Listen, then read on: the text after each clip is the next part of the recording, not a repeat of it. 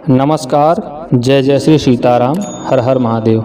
मित्रों, आप सुन रहे हैं श्रावण मास महात्म की कथाएं, जिसमें अभी तक आपने अध्याय 9 की कथानक को सुना है। अब हम सुनेंगे अध्याय 10 की कथा को। इस अध्याय में श्रावण मास में शनिवार को किए जाने वाले कृत्यों का बृहद वर्णन है। तो आइए मित्रों, बिना विलंब के शुरू करते हैं श्रावण मास महात्म अध्याय 10 की कथा को। ईश्वर बोले, हे सनत कुमार, अब मैं आपसे शनिवार व्रत की विधि का वर्णन करूंगा, जिसका अनुष्ठान करने से मंदत्व तो नहीं होता है।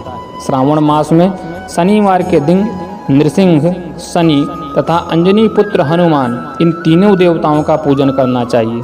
दीवार पर अथवा स्तंभ पर नृसिंह की सुंदर प्रतिमा बनाकर हल्दी युक्त चंदन से और नीले, लाल तथा पीले सुंदर पुष्पों से लक्ष्मी सहित जगतपति नृसिंह का भली भांति पूजन करके उन्हें खिचड़ी का नैवेद्य तथा कुंजर नामक शाक का भोग अर्पण करना चाहिए।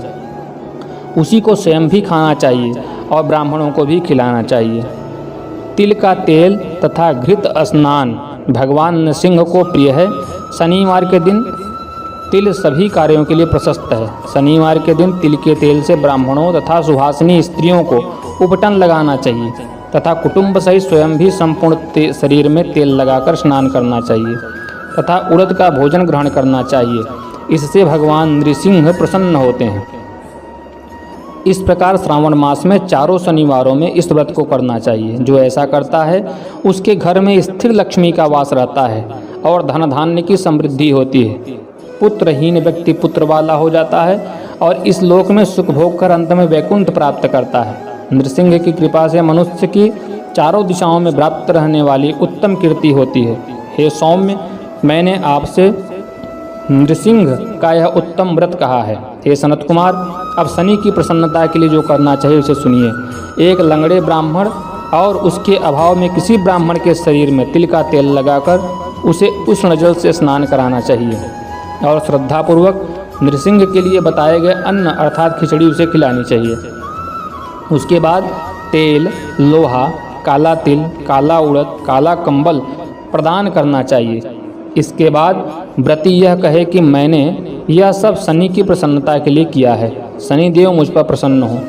उसके बाद तिल के तेल से शनि का अभिषेक कराना चाहिए। उसके पूजन में तिल तथा उड़द के अक्षत प्रशस्त माने गए हैं। हे मुने, अब मैं शनि का ध्यान बताऊंगा, आप ध्यानपूर्वक सुनिए।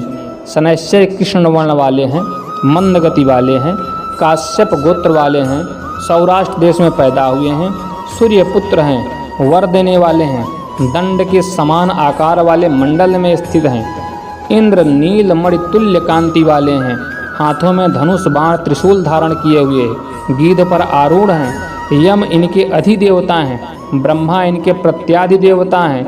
ये कस्तूरी, अगरु का गंध तथा गुग्गल का धूप ग्रहण करते हैं। इन्हें खिचड़ी प्रिय है। इस प्रकार ध्यान की विधि कही गई है। इनके पूजन के लिए लौहमयी सुंदर प्रतिमा बनानी चाहिए। हे द्विजश्रेष्ठ, इनके निमित्त की गई पूजा में कृष्ण अर्थात काली वस्तु का दान करना चाहिए। ब्राह्मण को काले रंग के 2 वस्त्र देने चाहिए और काले बछड़े सहित काली गौ प्रदान करनी चाहिए। विधि पूर्वक पूजा करके इस प्रकार प्रार्थना तथा स्तुति करनी चाहिए। आराधना से संतुष्ट होकर जिन्होंने नष्ट राज्य वाले राजा नील को उनका महान राज्य पुनः प्रदान कर दिया, वे शनिदेव मुझ पर प्रसन्न हो। नील अंजन के समान वर्ण वाले, मंद गति से चलने वाले और छाया देवी तथा सूर्य से उत्पन्न होने वाले उन शनैश्चर को मैं नमस्कार करता हूँ। मंडल के कोण में स्थित आपको नमस्कार है। पिंगल नाम वाले आप शनि देव को नमस्कार है। हे देवेश, मुझे दीन तथा शरणागत पर कृपा कीजिए। इस प्रकार स्तुति के द्वारा प्रार्थना करके बार बार प्रणाम करना चाहिए। 3 वर्णों ब्राह्मण, क्षत्रिय, वैश्य के लिए शनि के पूजन में शन्नो देवी इस वैदिक मंत्र का प्रयोग बताया गया है और शूद्रों के लिए पूजन में नाम मंत्र का प्रयोग बताया गया है। जो व्यक्ति दत्त चित्त होकर इस विधि से शनि देव का पूजन करेगा, उसे स्वप्न में भी शनि का कोई भय नहीं होगा। हे विप्र, जो मनुष्य श्रावण मास में प्रत्येक शनिवार के दिन भक्तिपूर्वक इस विधि से व्रत को करेंगे, उन्हें शनैश्चर के द्वारा लेस मात्र भी कष्ट नहीं होगा। जन्मराशि से पहले, दूसरे, चौथे, पाँचवें, सातवें, आठवें, नौवें अथवा 12वें स्थान में स्थित शनि सदा कष्ट पहुंचाते हैं। शनि की शांति के लिए समाग्नि इस मंत्र का जप कराना बताया गया है। उसकी प्रसन्नता के लिए इंद्र नीलमणि का दान करना चाहिए। हे सनत कुमार, इसके बाद अब मैं हनुमान जी की प्रसन्नता के लिए विधि का वर्णन करूंगा। हनुमान जी की प्रसन्नता के लिए श्रावण मास में शनिवार को रुद्र मंत्र के द्वारा तेल से उनका अभिषेक करना चाहिए।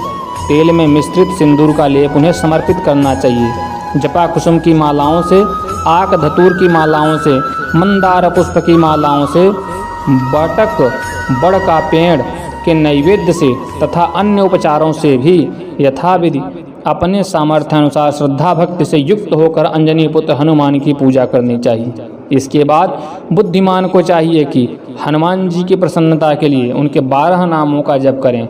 हनुमान, अंजनी सुनु, वायुपुत्र, महाबल, रामेष्ट, फाल्गुन सखा, पिंगाक्ष, अमित विक्रम, उदधिक्रमण, सीता शोक विनाशक, लक्ष्मण प्राणदाता और दशग्रीव दर्पहा, ये 12 नाम हैं। जो मनुष्य प्रातः काल उठकर इन 12 नामों को पढ़ता है उसका अमंगल नहीं होता और उसे सभी संपदा सुलभ प्राप्त हो जाती है। इस प्रकार श्रावण मास में शनिवार के दिन वायुपुत्र हनुमान जी की आराधना करने पर मनुष्य वज्रतुल्य शरीर वाला, निरोग तथा बलवान हो जाता है। अंजनी पुत्र की कृपा से वह कार्य करने में वेगवान तथा बुद्धि वैभव से युक्त हो जाता है। उसके बाद शत्रु नष्ट हो जाते हैं, मित्रों की वृद्धि होती है, वह वीरशाली तथा कीर्तिमान हो जाता है।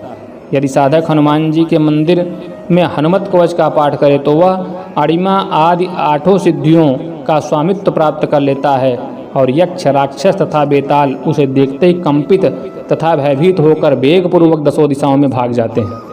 हे सत्तम, शनिवार के दिन पीपल के वृक्ष का आलिंगन तथा पूजन करना चाहिए। शनिवार को छोड़कर अन्य किसी दिन पीपल के वृक्ष का स्पर्श नहीं करना चाहिए। शनिवार के दिन उसका आलिंगन सभी संपदाओं को प्राप्त कराने वाला होता है। प्रत्येक मास में 7 वारों में पीपल का पूजन फलदायक है, किंतु श्रावण मास में यह पूजन अधिक फलप्रद है। इस प्रकार श्री स्कंद पुराण के अंतर्गत ईश्वर सनत कुमार संवाद में श्रावण मास महात्म्य में शनैश्चर नृसिंह हनुमत पूजनादि शनैश्चर कृत्य कथन नामक 10वां अध्याय पूर्ण हुआ। आशा है मित्रों यह कथा आपको कर्णप्रिय और ज्ञानवर्धक लगी होगी। आपके क्या विचार हैं कमेंट बॉक्स में हर हर महादेव लिख के ज़रूर बताइएगा। साथ ही साथ अगर चैनल पर नए हैं तो सब्सक्राइब करके बेल आइकन दबा दीजिए और हाँ, अपने सगे संबंधियों से इसे साझा करना नहीं भूलिएगा। पूरे वीडियो में अंत तक बने रहने के लिए आप सभी के हृदय से धन्यवाद। नमस्कार। जय जय श्री सीताराम। हर हर महादेव।